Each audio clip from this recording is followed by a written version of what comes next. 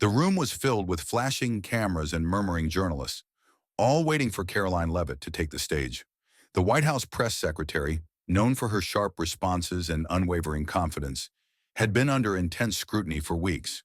A recent political controversy had put her in the center of national headlines, and today she was finally going to address it. As she stepped up to the podium, the room fell silent. Caroline adjusted the microphone, took a deep breath, and locked eyes with the sea of reporters in front of her. "I know why you're all here," she started, her voice steady but firm. "And I know what you've been saying about me. But today, I'm going to tell you the truth." A journalist in the front row wasted no time. "Ms. Leavitt, do you deny the allegations against you?" Caroline exhaled. This was it, the moment where she either took control of the narrative or let it destroy her.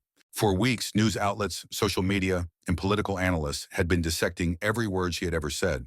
The controversy stemmed from a leaked recording, supposedly proving that Caroline had privately admitted to misleading the public on a key policy issue. Some called her a liar. Others said she was being framed.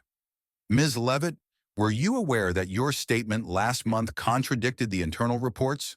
Another reporter fired. Caroline gripped the podium. "I won't pretend this is easy. I know the trust of the American people is on the line. But I also know that the full story has yet to be told." The journalist leaned in. She could feel the weight of the moment pressing down on her. If she stumbled, if she hesitated, the headlines would write themselves.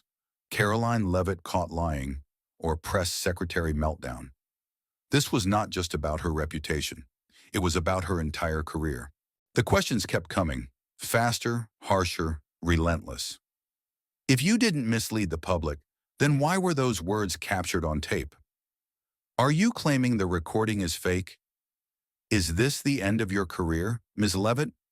She could feel the pressure building, the eyes of millions watching. Some politicians had already distanced themselves from her. Others were waiting to see if she would crumble or fight back. She took a slow breath. "Let me be absolutely clear," she said, her voice unwavering. "That recording was taken out of context. It was deliberately edited to frame me in a certain way. But if you want the truth, here it is. There were mistakes, and I take responsibility for them. But I did not lie." The room erupted. Some reporters whispered among themselves. Others typed furiously on their laptops. This wasn't a denial. This wasn't a scripted excuse.